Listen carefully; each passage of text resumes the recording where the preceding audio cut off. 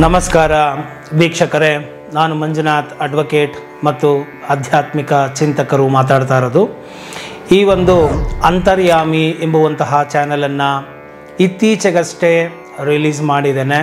So ಈ ಒಂದು ಚಾನಲ್ನಲ್ಲಿ ಆಧ್ಯಾತ್ಮಿಕ ವಿಚಾರಗಳನ್ನು, ಆತ್ಮಿಕ ವಿಚಾರಗಳನ್ನು, ಸತ್ಯಾನ್ವೇಷಣೆಯನ್ನು, ಸತ್ಯ ಮಾರ್ಗದ ಮುಖಾಂತರ ಹೇಗೆ ಹೋಗುವುದು, ಈ ಒಂದು ಆತ್ಯಂತಿಕ ಸತ್ಯವನ್ನು ಹೇಗೆ ಪಡ್ಕೊಳ್ಳೋದು, ಈ ಸನಾತನ ಧರ್ಮದ ವಿಶಿಷ್ಟತೆ ಏನು, ವೈಶಿಷ್ಟ್ಯತೆ ಏನು, ಇತರ ಧರ್ಮಗಳಿಗಿನ್ನ ಈ ಒಂದು ಸನಾತನ ಧರ್ಮ ಹೇಗೆ ಭಿನ್ನವಾಗಿ ನಿಲ್ಲುತ್ತೆ, ಹಾಗೂ ಇದು ಕೇವಲ ಒಂದು ಮತದ, ಒಂದು ವ್ಯಕ್ತಿಯ ನಂಬಿಕೆಯ ಆಧಾರದ ಮೇಲೆ ನಿಂತಿಲ್ಲ, ಇದು ಅನುಭವಶಾಸ್ತ್ರ ಹೇಗಾಗಿದೆ, ಅಂದರೆ ಅನುಭವದ ಆಧಾರದ ಮೇಲೆ, ವೈಜ್ಞಾನಿಕ ನೆಲೆಗಟ್ಟಿನ ಮೇಲೆ ನಿಂತಿರುವಂತಹ, ವಿವರಿಸಿರುವಂತಹ ಒಂದು ಅನುಭವಶಾಸ್ತ್ರ ಹೇಗಾಗಿದೆ ಅಂತ ಹೇಳಿ ನಾನು ಕಳೆದ ವಿಡಿಯೋದಲ್ಲಿ ಹೇಳ್ತಾ ಬರ್ತಾ ಇದೆ.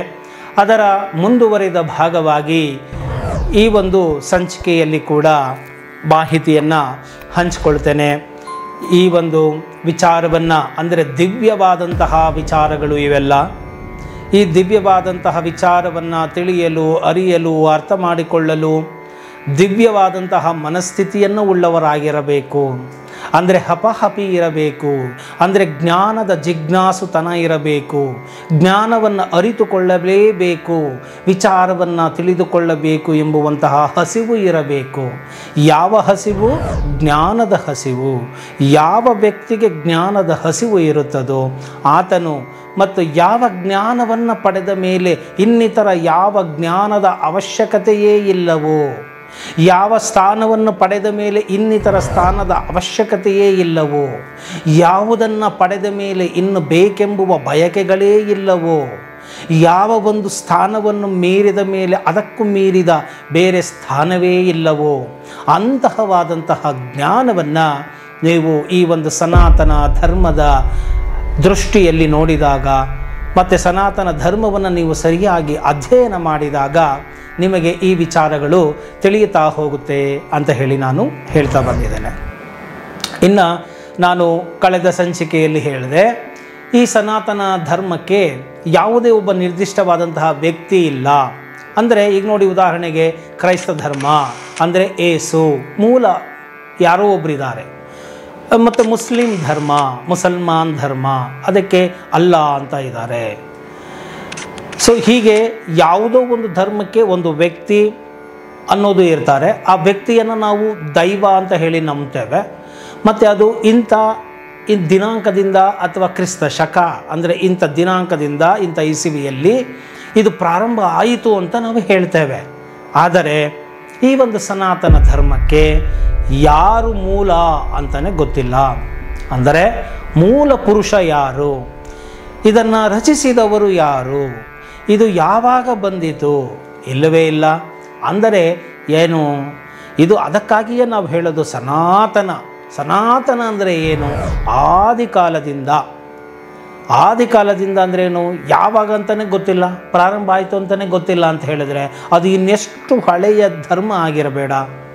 ಅಂತಹ ಒಂದು ಸನಾತನ ಧರ್ಮವನ್ನು ನಾವು ಅರ್ಥ ಮಾಡಿಕೊಳ್ಳಬೇಕಾಗಿದೆ. ಸೊ ಇದರ ವಿಭಿನ್ನತೆಯೇ ಇದು. ಇಂಥವ್ರು ಅನ್ನೋದು ಗೊತ್ತಿಲ್ಲ, ಯಾವ ಇಸ್ವಿ ಅನ್ನೋದು ಗೊತ್ತಿಲ್ಲ, ಯಾರಿಂದ ಪ್ರಾರಂಭ ಆಯಿತು ಅನ್ನೋದು ಗೊತ್ತಿಲ್ಲ. ಇದು ಪ್ರಕೃತಿಯಿಂದಲೇ ಬಂದಂಥದ್ದು. ಅಂದರೆ ಪುರುಷ ಅಂತ ಹೇಳಿದರೆ ಏನು? ಪುರ ಅಂದರೆ ದೇಹ, ಪುರುಷ ಅಂತ ಹೇಳಿದರೆ ಈ ದೇಹದಲ್ಲಿ ವಾಸಿಸುವವನನ್ನು ಪುರುಷ ಅಂತ ಹೇಳಿ ಕರಿತೇವೆ. ಈ ಒಂದು ಪುರುಷನು ಈ ಪ್ರಕೃತಿಯಿಂದ ಪಡೆದಂತಹ ಶ್ಲೋಕಗಳು, ಮಂತ್ರಗಳು, ಆ ಮಂತ್ರಗಳು ಏನಾಯಿತು? ದ್ರಷ್ಟಾರ ಅಂದರೆ ಆ ಮಂತ್ರಗಳನ್ನು ಅವರು ದರ್ಶಿಸಿದರು. ಋಷಿಮುನಿಗಳು ದರ್ಶನವನ್ನು ಮಾಡಿದರು, ಆ ಮಂತ್ರಗಳನ್ನು ನೋಡಿದರು, ಅದನ್ನು ಅವರು ಮನನ ಮಾಡಿದರು. ಮನನ ಮಾಡಿ ನಿಧಿಧ್ಯಾಸನವನ್ನು ಮಾಡಿ, ಮೊದಲು ಶ್ರವಣ ಮಾಡಿದರು, ಮನನ ಮಾಡಿದರು, ನಿಧಿಧ್ಯಾಸನವನ್ನು ಮಾಡಿದರು. ನಂತರ ಅದನ್ನು ಇತರ ಶಿಷ್ಯ ಪರಂಪರೆಗೆ ಅದನ್ನು ಹೇಳ್ತಾ ಬಂದರು. ಅಂದರೆ ಮಂತ್ರಗಳನ್ನು ಪಠಿಸುವ ಮೂಲಕ ವರ್ಷಾನುಗಟ್ಟಲೆ ಪುಂಖಾನುಪುಂಖವಾಗಿ ಜನಗಳು ಒಬ್ಬರಿಂದ ಒಬ್ಬರಿಗೆ ಅಂದರೆ ಗುರುವಿನಿಂದ ಶಿಷ್ಯನಿಗೆ ಈ ಮಂತ್ರಗಳು ಬರ್ತಾ ಹೋಗ್ತಾ ಇದೆ. ಇದು ಯಾರು ಬರೆದಿಟ್ಟಿಲ್ಲ, ಯಾವ ಪೇಪರು ಬುಕ್ಕು ಇರಲಿಲ್ಲ, ಪೆನ್ ಇರಲಿಲ್ಲ, ರೆಕಾರ್ಡ್ ಇರಲಿಲ್ಲ. ಯಾವುದೇ ಒಂದು ರೆಕಾರ್ಡ್ ಮಾಡಿಕೊಳ್ಳೋ ಒಂದು ವ್ಯವಸ್ಥೆಯೇ ಇಲ್ಲದಂತಹ ಕಾಲದಿಂದಲೂ ಕೂಡ, ಅನಾದಿ ಕಾಲದಿಂದಲೂ ಕೂಡ ಈ ಒಂದು ಮಂತ್ರಗಳು ಹೀಗೆ, ನಾನು ಆಗಲೇ ಹೇಳಿದೆ ಕಳೆದ ವಿಡಿಯೋದಲ್ಲಿ, ಈ ಮಂತ್ರಗಳು ಮನುಷ್ಯರಿಂದ ರಚಿತವಾದುದಲ್ಲ, ಇದು ಪ್ರಕೃತಿಯು ಕೊಟ್ಟಿರ್ತಕ್ಕಂಥದ್ದು. ಕೆಲವೊಂದು ಈ ಮಂತ್ರಗಳನ್ನು ನಾವು ಪ್ರಕೃತಿಯಲ್ಲಿ ಇರುವಂತಹ ಒಂದು ಕೋಗಿಲೆ ಆಗಿರಬಹುದು, ಒಂದು ನವಿಲಾಗಿರಬಹುದು, ಒಂದು ಆನೆ ಆಗಿರಬಹುದು, ಅಥವಾ ಇನ್ಯಾವುದೋ ಒಂದು ಪ್ರಾಣಿ ಆಗಿರಬಹುದು, ಅದು ಕೂಗುವ ಒಂದು ಸಮಯ ಏನಿದೆ ಆ ಸಮಯಕ್ಕೆ ತಕ್ಕ ಹಾಗೆ ಈ ಮಂತ್ರಗಳು ಇರುತ್ತವೆ.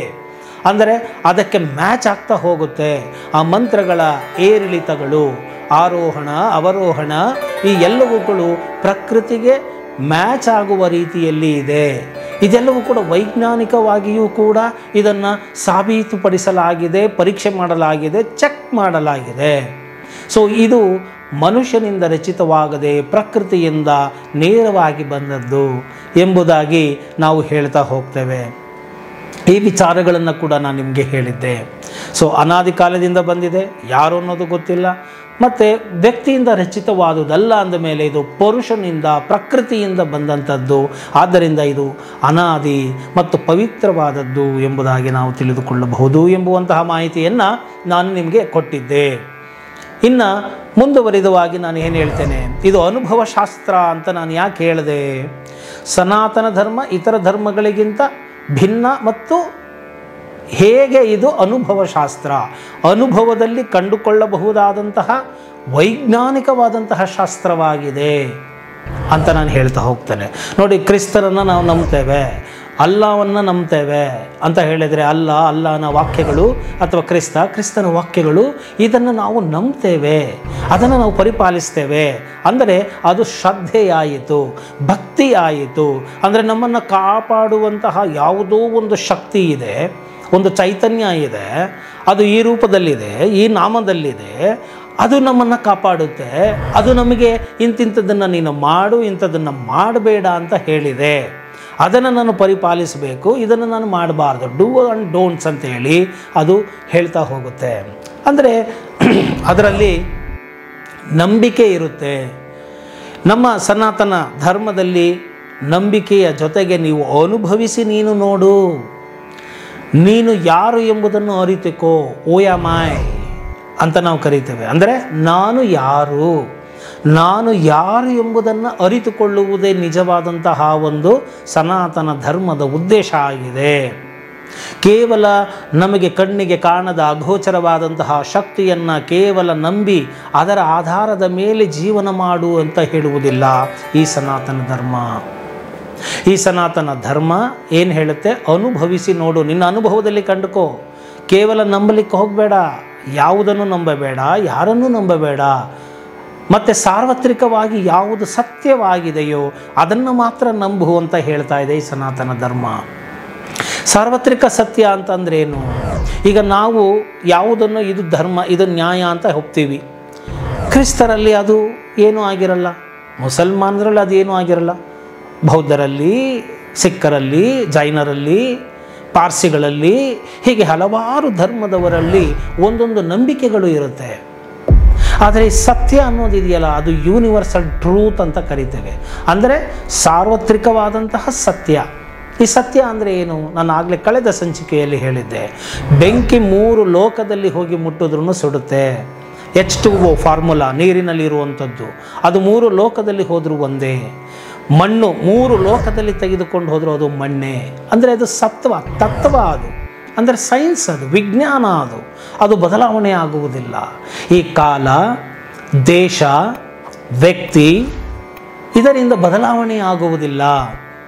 ತತ್ವ ಅದು, ಸತ್ಯ ಅದು, 3 ಲೋಕಕ್ಕೆ ತಗೊಂಡೋದ್ರೂ ಅದು ಬದಲಾವಣೆ ಆಗಲ್ಲ, ಅದು ಸತ್ಯ. ಅಂತಹ ಸತ್ಯದ ಆಧಾರದ ಮೇಲೆ ಈ ಒಂದು ಸನಾತನ ಧರ್ಮವು ನಿಂತಿದೆ. ನೋಡಿ ಎಷ್ಟು ವೈಜ್ಞಾನಿಕವಾಗಿ ಹೇಳ್ತಾ ಹೋಗಲಾಗುತ್ತೆ. ನೋಡಿ, ನಿಮಗೆ ಇನ್ನೊಂದು ಆಶ್ಚರ್ಯ ಆಗಬಹುದು. ಈ ಸನಾತನ ಧರ್ಮವನ್ನು ನಾವು ಹಿಂದೂ ಧರ್ಮ ಅಂತ ಹೇಳಿ ಕರಿತೇವೆ, ಆದರೆ ಸರಿಯಾದ ಪದ ಅಲ್ಲ ಅದು. ಹಿಂದೂ ಧರ್ಮ ಅಲ್ಲ, ಸನಾತನ ಧರ್ಮ ಅನ್ನುವುದೇ ಸರಿಯಾದ ಸೂಕ್ತವಾದಂತಹ ಪದ ಆಗಿದೆ. ಈ ಹಿಂದೂ ಅನ್ನೋದು ಯಾಕೆ ಬಂತು ಅಂದರೆ, ನೀವು ಇತಿಹಾಸದ ಪುಟಗಳನ್ನು ತೆಗೆದು ನೋಡಬೇಕಾಗತ್ತೆ. ಸಿಂಧೂ ನದಿಯ ತಟದಲ್ಲಿ ನಾಗರಿಕತೆಯ ಜೀವನವನ್ನು ಪ್ರಾರಂಭ ಮಾಡಿದ್ರಿಂದ ಇದಕ್ಕೆ ಜನಗಳನ್ನು ಹಿಂದೂ ಅಂತ ಹೇಳಿ ಕರೆಯಲಾಯಿತು ಅಂತ ಹೇಳಲಾಗತ್ತೆ. ಆದರೆ ಸನಾತನ ಧರ್ಮ ಅನ್ನೋದು ಇದೆಯಲ್ಲ, ಇದು ಆದಿ ಅಂತ್ಯವೇ ಇಲ್ಲದಂತಹ ಧರ್ಮ. ಪ್ರಕೃತಿ ಪುರುಷರಿಂದ ಬಂದಂತಹ ನೇರವಾದಂತಹ ಧರ್ಮ ಎಂಬುದಾಗಿ ನಾವು ನಂಬುತ್ತೇವೆ. ಈ ಒಂದು ಸನಾತನ ಧರ್ಮದಲ್ಲಿ ಯಾವುದೇ ಬ್ರಹ್ಮ, ವಿಷ್ಣು, ಮಹೇಶ್ವರ ಈ ರೀತಿಯಾದಂತಹ ಸಾಕಾರದ ಮೂರ್ತಿಗಳನ್ನು, ದೇವರನ್ನು, ಹಲವಾರು ನಾಮಗಳನ್ನು ಹೇಳಲಾಗಿಯೇ ಇಲ್ಲ. ಇದು ನಿಮಗೆಲ್ಲ ಶಾಕ್ ಆಗ್ಬೋದು. ಹೇಳಲಾಗಿಲ್ಲ. ನೀವು ವೇದಗಳು, ಉಪನಿಷತ್ತುಗಳನ್ನು ನೀವು ನೋಡ್ತಾ ಹೋದರೆ ಅಲ್ಲಿ ಎಕ್ಸ್ಪ್ಲೈನ್ ಮಾಡಿರ್ತಕ್ಕಂಥದ್ದು, ಹೇಳಿರುವಂಥದ್ದು ನಿಷ್ಕಲ, ನಿರಂಜನ, ನಿರಾಮಯ, ನಿರ್ವಿಕಲ್ಪ, ನಿರಾಕಾರ ಪರಬ್ರಹ್ಮನನ್ನು ಹೇಳಲಾಗಿದೆ. ಆ ಪರಬ್ರಹ್ಮ ಸತ್ವವನ್ನು ಹೇಳಲಾಗಿದೆ ಹಾಗೂ ತತ್ವವನ್ನು ಹೇಳಲಾಗಿದೆ. ಹೇಗೆ ನೀರಿನಲ್ಲಿ H2O ಫಾರ್ಮುಲಾ ಇದೆಯೋ ಹಾಗೆ ಆ H2O ಫಾರ್ಮುಲಾ ಬಗ್ಗೆ ಹೇಳಲಾಗಿದೆ. ಅದು ದೇಶ ಕಾಲಗಳಿಗೆ ಮೀರಿದ್ದು. ಈ ಹಿಂದೂ ಧರ್ಮ ಅಂದರೆ ಈಗೆಲ್ಲ ನಾವು ಹೋರಾಟಗಳು ಸಾಕಷ್ಟು ನೋಡ್ತಾ ಇದ್ದೀವಿ. ಭಾರತ ದೇಶವನ್ನು ಹಿಂದೂ ರಾಷ್ಟ್ರ ಮಾಡಿ, ಹಾಗೆ ಮಾಡಿ, ಹೀಗೆ ಮಾಡಿ ಅಂತ ಹೇಳಿ ಎಲ್ಲ ಹೋರಾಟಗಳನ್ನ ನೋಡ್ತಾ ಇದ್ದೇವೆ ನಾವು. ಅದಕ್ಕೆ ನನ್ನ ವಿರೋಧವಿಲ್ಲ. ಆದರೆ ನನ್ನ ಹಿಂದೂ ಧರ್ಮ ಕಲ್ಪನೆ, ನನ್ನ ಸನಾತನ ಧರ್ಮದ ಕಲ್ಪನೆ ಇಡೀ ವಿಶ್ವಧರ್ಮ. ಇದು ವಿಶ್ವಗುರುವಿನ ಮಟ್ಟದಲ್ಲಿ ನಿಲ್ಲುವಂತಹ ಧರ್ಮ. ಅದನ್ನು ಸಂಕುಚಿತ ಮಾಡಲಾರೆ. ಅದು ಇರಲಿ, ಹಿಂದೂ ರಾಷ್ಟ್ರ ಅಂತ ಘೋಷಣೆ ಆಗಲಿ. ಎಲ್ಲ ಧರ್ಮಗಳನ್ನು ನಾವು ಪ್ರೀತಿಸೋಣ. ಜೊತೆಗೆ ನಮ್ಮದು ಒಂದು ಧರ್ಮ ರಾಷ್ಟ್ರ ಅನ್ನೋದು ಇರಲಿ, ತಪ್ಪೇನಿಲ್ಲ. ಎಷ್ಟೋ ರಾಷ್ಟ್ರಗಳು ಕ್ರೈಸ್ತ ರಾಷ್ಟ್ರ, ಮುಸ್ಲಿಂ ರಾಷ್ಟ್ರ ಅಂತೇಳಿ ಆಗಿದೆ. ಹಿಂದೂ ರಾಷ್ಟ್ರ ಅಂತ ಒಂದಿರಬಾರ್ದ? ಇರಲಿ. ಆದರೆ ನಿಜವಾದ ಹಿಂದೂ ಏನು ಮಾಡ್ತಾನೆ? ಎಲ್ಲ ಧರ್ಮದವರನ್ನು ಪ್ರೀತಿಸ್ತಾನೆ, ಗೌರವಿಸ್ತಾನೆ. ಹಾಗಂದ್ಬಿಟ್ಟು ನನ್ನತನ, ನನ್ನ ಧರ್ಮ, ನನ್ನ ರಾಷ್ಟ್ರ ಅನ್ನೋದಿರೋದು ಬೇಡವಾ? ಖಂಡಿತವಾಗಿಯೂ ಇರಬೇಕು, ಅದು ಇರಲಿ. ಆದರೆ ನನ್ನ ಇವತ್ತಿನ ವೈಚಾರಿಕತೆ ಏನಪ್ಪ ಅಂತ ಹೇಳಿದರೆ, ಇದಕ್ಕೂ ಮೀರಿದ್ದು ಸನಾತನ ಧರ್ಮ, ನನ್ನ ಧರ್ಮ. ಈ ಸನಾತನ ಧರ್ಮ ತುಂಬ ವೈಶಾಲ್ಯತೆಯಿಂದ ಕೂಡಿದೆ ಹಾಗೂ ಇಡೀ ವಿಶ್ವಕ್ಕೆ ಮಾನ್ಯತೆಯನ್ನು ನೀಡುವಂಥದ್ದಾಗಿದೆ, ಅನುಭವಯುಕ್ತವಾಗಿದೆ. ವಿಶ್ವದಲ್ಲಿರುವಂತಹ ಪ್ರತಿಯೊಂದು ಪ್ರಾಣಿಗಳು, ಜೀವಿಗಳು, ಮನುಷ್ಯರು ಒಪ್ಪುವಂತಹ ಪ್ರತಿಯೊಬ್ಬ ಮನುಷ್ಯರಿಗೂ ಕೂಡ ಅನುಭವದಲ್ಲಿ ಅನುಭವಿಸುತ್ತಿರುವಂತಹ, ಪ್ರಾಯೋಗಿಕವಾಗಿ ತಿಳಿಸುವಂತಹ ಧರ್ಮ ನನ್ನ ಸನಾತನ ಧರ್ಮ. ಅದು ಹೇಗೆ ತಿಳಿಸ್ತಾ ಹೋಗುತ್ತೆ? ಇಷ್ಟೊಂದು ವೈಜ್ಞಾನಿಕವಾಗಿ ಹೇಗೆ ತಿಳಿಸುತ್ತೆ ಅಂತ ಹೇಳಿದ್ರೆ, ಈ ಥರ ಧರ್ಮಗಳಿಲ್ಲದ್ದು ಏನಿದೆಯಪ್ಪ ಇದರಲ್ಲಿ? ಏನು ಅನುಭವಶಾಸ್ತ್ರ ಅಂತೀರಾ ಅಂತ ಹೇಳಿದ್ರೆ, ಈ ಒಂದು ಸನಾತನ ಧರ್ಮದಲ್ಲಿ ನಾವು ಪಂಚಕೋಶಗಳು ಅಂತ ಹೇಳಿ ನಾವು ಕರಿತೇವೆ. ಅಂದರೆ ಮನುಷ್ಯನ ಶರೀರವನ್ನು ನಾವು ಏನು ಮಾಡ್ತೇವೆ? ಪಂಚಕೋಶಗಳಿಂದ ಈ ಒಂದು ಶರೀರ ಆಗಿದೆ ಅಂತ ನಾವು ಹೇಳ್ತಾ, ನನ್ನಿಂದಲೇ ಪ್ರಾರಂಭ ಮಾಡುತ್ತೆ. ಅಂದರೆ ಈ ದೇಹ, ಅನ್ನವನ್ನು ತಿಂದಂತಹ ಈ ದೇಹ ಅನ್ನಮಯ ಶರೀರ ಆಗಿದೆ. ನಂತರ ಪ್ರಾಣಮಯ ಕೋಶ ಅನ್ನೋದು ಇದೆ. ನಂತರ ಮನೋಮಯ ಕೋಶ, ವಿಜ್ಞಾನಮಯ ಕೋಶ, ಆನಂದಮಯ ಕೋಶ.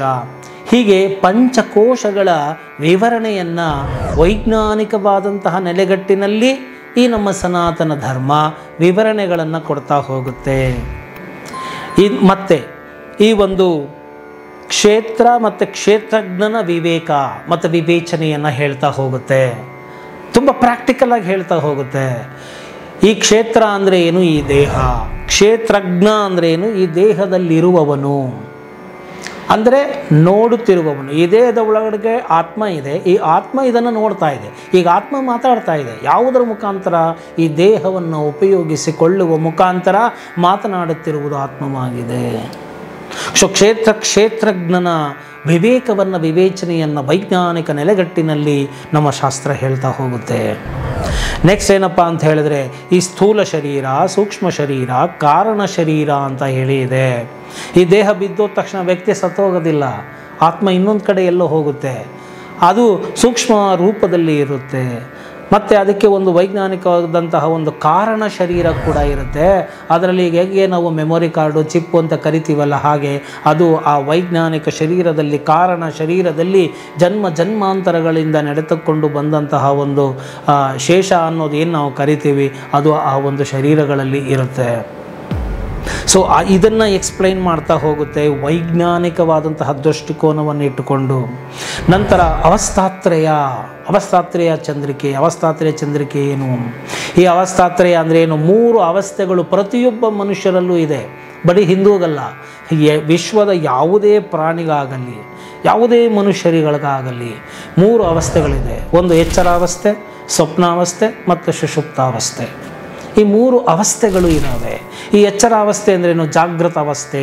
ಈ ಎಚ್ಚರದಲ್ಲಿದ್ದು ಈ ಜಗತ್ತನ್ನು ನೋಡ್ತಾ ಇದ್ದಾನೆ ಮನುಷ್ಯ. ಈ ಜಗತ್ತು ತುಂಬ ದೊಡ್ಡದಾಗಿದೆ, ಬ್ರಹ್ಮಾಂಡ ದೊಡ್ಡದಾಗಿದೆ, ನಾನು ಬಹಳ ಚಿಕ್ಕವನಿದ್ದೇನೆ, ಈ ಬ್ರಹ್ಮಾಂಡದ ಒಳಗಡೆ ನಾನು ಚುಕ್ಕಿಯ ರೂಪದಲ್ಲಿ ನಾನಿದ್ದೇನೆ ಅಂದರೆ ಈ ಜಗತ್ತಿಗೆ ಹೋಲಿಸ್ಕೊಂಡ್ರೆ ನಾನು ತುಂಬ ಚಿಕ್ಕವನು ಅಂತ ಅಂದ್ಕೊಳ್ತಕ್ಕಂಥದ್ದು. ಆದರೆ ನಿಜ ಸ್ವರೂಪ ಬೇರೆ ಇನ್ನೇನೋ ಇದೆ. ಈ ಜಗತ್ತು ನಿನ್ನೊಳಗೆ ಜಗತ್ತು ಅಂತ ಹೇಳಿ ಕರೀತಾರೆ ಒಂದು ಕಡೆ.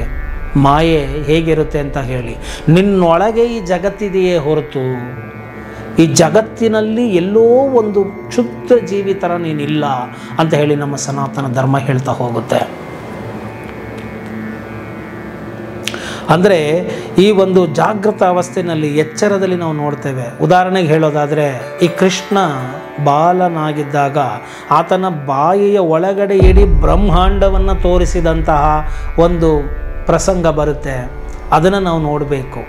ಇಡೀ ಬ್ರಹ್ಮಾಂಡವೇ ಈ ಒಂದು ಕೃಷ್ಣನ ಬಾಯೊಳಗೆ ಇದೆ ಅಂತಂದರೆ, ಸೊ ಇಡೀ ಜಗತ್ತು ನಿನ್ನೊಳಗಿದೆಯೋ ಅಥವಾ ಜಗತ್ತಿನ ಒಳಗೆ ನೀನಿದೆಯೋ ಎಂಬುದನ್ನು ನಾವು ಚಿಂತನೆ ಮಾಡ್ತಾ ಹೋಗಬೇಕಾಗತ್ತೆ. ಅಂದರೆ ಇದು ಬಹಳ ಘನತರವಾದಂತಹ ವಿಚಾರಗಳು.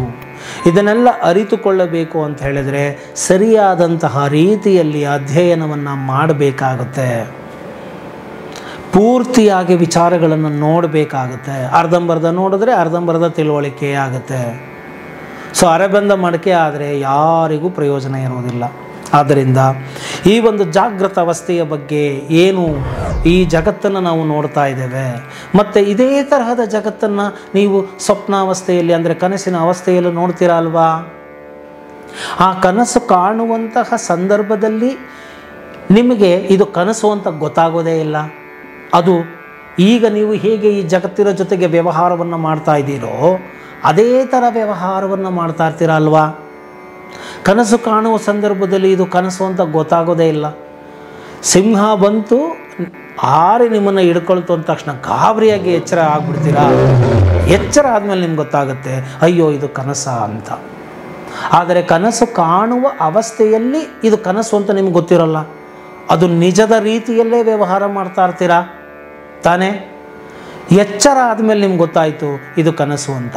ಹಾಗೆಯೇ ಯಾವಾಗ ನಿಮಗೆ ಈ ಒಂದು ಅಜ್ಞಾನವೆಂಬ ಅಂಧಕಾರ ಕಳಚಿ ಜ್ಞಾನ ನಿಮಗೆ ಬರುತ್ತೋ ಆಗ ನಿಮಗೆ ಗೊತ್ತಾಗುತ್ತೆ ಈ ಕಣ್ಣಿಗೆ ಕಾಣಿಸ್ತಾ ಇರ್ತಕ್ಕಂಥ ಈ ಜಗತ್ತು ಕೂಡ ಒಂದು ಸ್ವಪ್ನ ಸದೃಶ. ಇದು ಕನಸಿನ ರೀತಿಯಲ್ಲಿ, ಇದು ಶಾಶ್ವತವಾದುದಲ್ಲ, ಇದು ನನ್ನೊಳಗೆ ಇರುವಂಥದ್ದು. ಈ ಜಗತ್ತೆಲ್ಲವೂ ಕೂಡ ನನಗಾಗಿಯೇ ಇದೆ, ನನಗಾಗಿಯೇ ಈ ಕೆಲಸ ಮಾಡ್ತಾ ಇದೆ. ನಾನು ಜಗತ್ತಿನಲ್ಲಿ ನಾನು ಹುಟ್ಟಿಲ್ಲ, ನನ್ನಿಂದಲೇ ಈ ಜಗತ್ತು ಹುಟ್ಟುತ್ತಾ ಇದೆ, ನನ್ನಿಂದಲೇ ಈ ಜಗತ್ತು ಸೃಷ್ಟಿಸಲ್ಪಟ್ಟಿದೆ. ಸಕಲ ಚರಾಚರ ಜೀವಿಗಳ ಮೇಲೂ ಕೂಡ ನನ್ನ ನಿಯಂತ್ರಣ ಇದೆ. ನಾನು ಎಚ್ಚರ ಆದ್ರೇ ಈ ಜಗತ್ತು, ಇಲ್ಲ ಅಂದರೆ ಇಲ್ಲ. ಈ ರೀತಿಯಾದಂತಹ ವೈಚಾರಿಕತೆಗಳನ್ನು ಇದನ್ನು ಏನಂತ ಕರಿತೀವಿ ನಾವು? ರ್ಯಾಷನಲಿಸ್ಟಿಕ್ ಥಿಂಕಿಂಗ್ ಅಂತ ಕರಿತೀವಿ. ಅಂದರೆ ತುಂಬ ಪ್ರಾಯೋಗಿಕವಾಗಿ ಯೋಚನೆ ಮಾಡುವಂಥ think out of the box ಅಂತ ನಾವು ಕರಿತೇವೆ. ಸೊ ಇದೆಲ್ಲವನ್ನು, ಈ ತರಹದ ಜ್ಞಾನವನ್ನು ನಮಗೆ ಶಂಕರಾಚಾರ್ಯರು ನಮಗೆ ತಿಳಿಸಿಕೊಟ್ಟಿದ್ದಾರೆ. ಇದು ಬಹಳ ಗಹನವಾದಂತಹ ವಿಚಾರಗಳು. ಇದೆಲ್ಲವನ್ನು ನೋಡ್ತಾ ಹೋದರೆ ನಮ್ಮ ಸನಾತನ ಧರ್ಮದ ಬ್ಯೂಟಿ ನೋಡಿ. ಈ ಸನಾತನ ಧರ್ಮ ಇತರ ಧರ್ಮಗಳು ಹೇಳಿರುವಂತಹ ಎಲ್ಲ ವಿಚಾರಗಳನ್ನೂ ಒಳಗೊಂಡಿದೆ. ಆದರೆ ಸನಾತನ ಧರ್ಮದಲ್ಲಿ ಹೇಳಿರುವಂತಹ ವಿಚಾರಗಳು, ಪ್ರಾಯೋಗಿಕ ದೃಷ್ಟಿಕೋನಗಳು, ವೈಜ್ಞಾನಿಕ ರೀತಿಯಲ್ಲಿ ವಿಮರ್ಶಿಸುವಂಥ ವಿಶ್ಲೇಷಿಸುವಂತಹ ವಿಧಾನಗಳು ಇತರ ಧರ್ಮಗಳಲ್ಲಿ ಸಿಗುತ್ತೋ ಇಲ್ಲವೋ ಅನ್ನೋದನ್ನು ನೀವೇ ಕಂಡುಕೊಳ್ಳಿ ಅಂತ ನಾನು ಹೇಳ್ತಾ, ಈ ಒಂದು ಸನಾತನ ಧರ್ಮದಲ್ಲಿ ಪ್ರತಿಯೊಬ್ಬರಿಗೂ ಕೂಡ ಸ್ವಾತಂತ್ರ್ಯವನ್ನು ನೀಡಿದೆ. ಅವರವರ ಮನೋಭೂಮಿಕೆಗೆ ತಕ್ಕಂತೆ ಅವರು ಹಲವು ಮಾರ್ಗಗಳನ್ನು ಆಯ್ದುಕೊಳ್ಳಬಹುದು. ಜ್ಞಾನ ಮಾರ್ಗವೋ, ಕರ್ಮ ಮಾರ್ಗವೋ, ಭಕ್ತಿ ಮಾರ್ಗವೋ, ಧ್ಯಾನ ಮಾರ್ಗವೋ, ಹೀಗೆ ಹಲವಾರು ಮಾರ್ಗಗಳು, ಯೋಗ ಮಾರ್ಗ, ಸಾಂಖ್ಯ ಮಾರ್ಗ, ಹೀಗೆ ಹಲವಾರು ಮಾರ್ಗಗಳಿದ್ದಾವೆ. ಅವರವರ ಒಂದು ಯಾವುದರಲ್ಲಿ ಸುಲಭ ಇದೆ, ಅವರ ಮನೋಪ್ರವೃತ್ತಿ ಹೇಗಿದೆ, ಅವರು ವೈಚಾರಿಕತೆ ಮಾಡುವವರು, ತರ್ಕ ಮಾಡುವವರಾದರೆ ಜ್ಞಾನ ಮಾರ್ಗವನ್ನು ಆಯ್ಕೆ ಮಾಡಿಕೊಳ್ಳಬಹುದು. ಭಕ್ತಿ ಮಾರ್ಗ ಅಂತಂದರೆ ಈಗೆಲ್ಲ ನಾನು ಹೇಳಿದೆ, ದೇವನೊಬ್ಬನಿದ್ದಾನೆ, ಅಮ್ಮನ ಕಾಯ್ತಾನೆ, ನಾವು ಅದನ್ನು ಕಾಪಾಡೋಣ ಮತ್ತು ಅದನ್ನು ನಾವು ಅದನ್ನು ನಂಬೋಣ ಅಂತ ಹೇಳೋದು ಭಕ್ತಿ ಮಾರ್ಗ. ಕರ್ಮ ಮಾರ್ಗ, ಕಾಯಕವೇ ಕೈಲಾಸ, ಕೆಲಸ ಮಾಡೋದ್ರ ಮುಖಾಂತರ ನೀನು ಕೈಲಾಸಕ್ಕೆ ಕೊಟ್ಟೋಗ್ತೀಯ ಅನ್ನುವಂಥವರು, ತುಂಬ ಆ್ಯಕ್ಟಿವ್ ಆಗಿರೋರು, ಕೆಲಸ ಮಾಡಬೇಕು ಅನ್ನೋರಿಗೆ ಕರ್ಮ ಮಾರ್ಗ. ಇದು ಯಾವುದು ಬೇಡಪ್ಪ, ನಿಮ್ಮದಾಗಿ ಒಂದು ಕಡೆ ಕೂತ್ಕೋತೀನಿ ನಿಮ್ಮದಾಗಿ ಅಂದರೆ ಧ್ಯಾನ ಮಾರ್ಗ. ಸೊ ಯೋಗ ಮಾರ್ಗ, ಯೋಗ ಸರ್ಕಸ್ ಮಾಡೋರಿಗೆ, ಇದು ಮಾಡೋರಿಗೆ ಎಲ್ಲ ಯೋಗ ಮಾರ್ಗ. ಈ ಒಂದು ಮನಸ್ಸಿನ ಮೇಲೆ, ದೇಹದ ಮೇಲೆ ನಿಯಂತ್ರಣವನ್ನು ಇಟ್ಟುಕೊಂಡು ಏನೋ ಮನಸ್ಸನ್ನು ಏಕೀಕೃತಗೊಳಿಸಬೇಕು ಎನ್ನುವವರಿಗೆ ಯೋಗ ಮಾರ್ಗ. ಹೀಗೆ ಹಲವಾರು ಮಾರ್ಗಗಳಿದ್ದಾವೆ. ಗುರಿ ಫಲ ಮಾತ್ರ ಒಂದೇ ಆಗಿದೆ. ಅದೇನದು? ಶಾಂತಿ, ನೆಮ್ಮದಿ. ಅದನ್ನೇ ನಾವು ಬ್ರಹ್ಮ ಅಂತ ಕರಿತೀವಿ, ದೇವ ಸಾಕ್ಷಾತ್ಕಾರ ಅಂತ ಹೇಳಿ ನಾವು ಕರಿತೇವೆ. ಆಕಾಶಂ ಪತಿತಂ ತೋಯಂ ಗಚ್ಚತಿ ಸಾಗರಂ ಸರ್ವದೇವ ನಮಸ್ಕಾರಸ್ಯ ಕೇಶವಾಯ ಪ್ರತಿಗಚ್ಚತಿ. ಆಕಾಶದಿಂದ ಬಿದ್ದಂತಹ ನೀರುಗಳು ಹನಿಗಳ ಮುಖಾಂತರ, ತೊರೆಗಳ ಮುಖಾಂತರ, ನದಿಗಳ ಮುಖಾಂತರ ಹರಿದು ಹೇಗೆ ಸಮುದ್ರವನ್ನು ಸೇರುತ್ತೋ ಹಾಗೆ ಈ ಎಲ್ಲ ಮಾರ್ಗಗಳ ಮುಖಾಂತರ ಪಡೆಯುವಂತಹ ಫಲ ಒಂದೇ, ಅದು ದೇವಫಲ, ಬ್ರಹ್ಮಫಲ ಅಂತ ಹೇಳ್ತಾ ನಾನು ಇವತ್ತಿನ ಈ ಒಂದು ಪೀಠಿಕೆಯ ವಿಚಾರವನ್ನು ಮುಗಿಸ್ತಾ ಇದ್ದೇನೆ. ಜೈ ಹಿಂದ್, ಜೈ ಕರ್ನಾಟಕ ಮಾತಾ.